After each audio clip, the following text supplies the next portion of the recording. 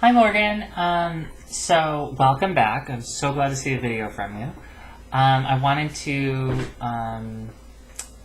reward that by sending you a video response because clearly this is something that's a reward, seeing me. Anyway, congratulations on getting 1,000 subscribers. And on the interview with the Times in Germany, Berlin. Fantasticals. I think that's wonderful to hear. So, and also, let's see, I made notes for once. Your hair is getting really, really long. I just happened to notice from one video to the next, it seemed like it really sprouted up. And you may want to consider turning your autofocus off. Yeah, that's really incidental stuff and not at all related to your doubt video, which I thought was really excellent. I thought you made a lot of really good points and things that too many trans people are afraid to talk about and acknowledge the existence of, which is, doubt of identity. And you mentioned that people want there to be very clearly delineated lines between gay or straight or male or female, and they get hinky about blurring those lines a little, even a little bit. And the bisexuals was a good example of that. Bigender people like myself get the same kind of questioning from other people, that we feel like we have to justify the right to identify as not something that's within somebody else's categories. And it would be a lie if I said that, hearing people question the existence of my identity makes me doubt it a little myself as well. And, it takes a certain amount of willpower to just resist the idea, or resist the temptation to give in to the doubt and say forget it all. And trust that what I feel is what I feel and is the actuality of, my life. I get questions all the time on, through my YouTube channel, and I just got a comment the other day. I'm gesturing at my computer, which sits right here. But you can't see it. Actually, you can see a little bit of it right here. That asked me why, if I had a male identity, do I take hormones? And I haven't. I'm going to use that, I think, for a video topic. But his basic underlying assumption is that you have to be one or the other, or if you decide to blur the lines a little bit, it invalidates the entire thesis. And I don't think there's any real black swans in gender identity. So, so bigender people have to put up with that too. And we run into that from time to time as well. People wanting things to fit in boxes and categories.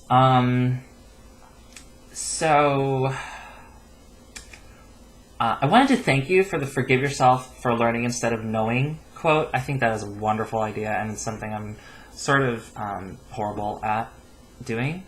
I tend to hold myself accountable for not automatically knowing information I never had the opportunity to learn, which, was sort of not the cause of, but certainly a contributing factor to the dissolution of my marriage. Just the idea that I would get depressed about the idea that I didn't know all the answers from the beginning, to give full disclosure on everything, and it didn't always, it didn't work out. I don't know. It didn't work out well, and I'm sort of overselling that as it was a contributing factor, not the cause of. So,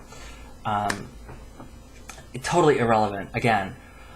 But the other quote that you read from Becoming a Visible Man, the author made some allusion to the idea of his friend not being strong enough to make it as a different kind of woman and taking the easy way out by getting transition. I think something that I would have liked to see you mention is that the path of transition is absolutely the opposite of the easy way out. It's the hardest thing that anyone's going to do in their life. You're completely drastically redefining yourself to everybody that you know. And everybody you'll meet in the future is going to get a different definition than someone who had met you 5 years ago. A lot of people are resistant to the idea of you breaking out of the category they put you in, or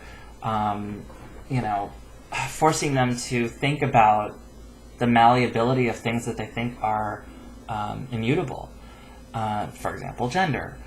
There's a lot of discrimination that is faced by transgender people. So it's absolutely not the easy way out. And, I went through a lot of that too, where I tried to just sort of muscle through it and be happy being a different kind of man. But I was denying the woman that I am, and it's causing psychological, emotional implosion.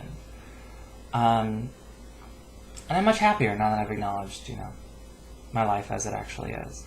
But it's not been easy, and there are challenges, and anybody who chooses this path is going to face these challenges, and it's not the easy way out. But the other thing that I wanted to respond to or bring up was just the idea of doubt and the culture of certainty that you're talking about. Trans people become very sort of, in my experience, become very not introverted, but inwardly focused, and there's a wall of fear and shame that's unfortunately transparent and that we see the world through, and it's not totally clear. It's sort of funhouse mirror type of clear, and through that wall, through that window, everybody else seems totally confident and knows exactly what they're doing, and they have all the answers, and they've never had a moment of doubt. The fact of the matter is, nobody's any good at reading anybody else. Nobody's really good at reading anybody else's emotional state, period. And you're certainly not good enough to know that person over there who is confident and charming and well-dressed and well-groomed has ever had any doubt. The fact of the matter is, everybody doubts, sometimes, to paraphrase Michael Stipe. So, those thoughts and fears and doubts that you're feeling have been felt by others before you. And not just trans people, cisgender have doubts about themselves all the time. The popular kids doubt themselves. The unpopular kids you can imagine doubt themselves. I mean, it just seems... I know I did when I was an unpopular kid. I doubted everything.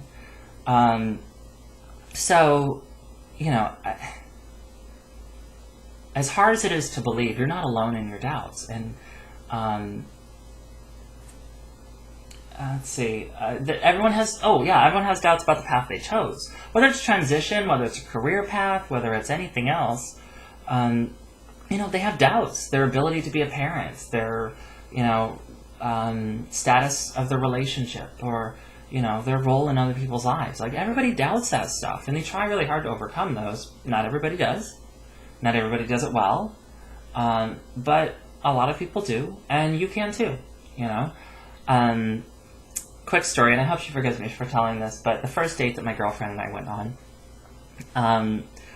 I spent the entire evening just impressed with how cool and relaxed and aloof she was. Meanwhile, I was a nervous wreck, and I didn't feel like we were connecting right, and I was very worried that at the end of the night, it went horribly, It didn't, hence the, she's my girlfriend thing. But, I mean, she was just cool as a cucumber. just so relaxed and chill and, unfazed by the entire thing. Fast forward to 9 months later when she reveals to me that she was a nervous wreck through the whole date. And, she thought that I was cool and charming, and the date went really well, but she was nervous. The phrase that she adorably uses is scared as bunnies about the whole thing. I mean, that's... we both misread each other, and we're feeling the same things and the same doubts and fears. Everybody feels those. So, just a reminder, nobody is super confident all the time about every choice that they make. And let's see, you had said something about other people want us to be certain in our identities so that we can be examples to them. I think what it really comes down to is that cis people want us to be certain of our identities to make their worlds easier to cope with, and they don't have to re-examine their categories and fundamental beliefs. But, about, like I said, the fact that things they feel are immutable are, in fact, changeable. So,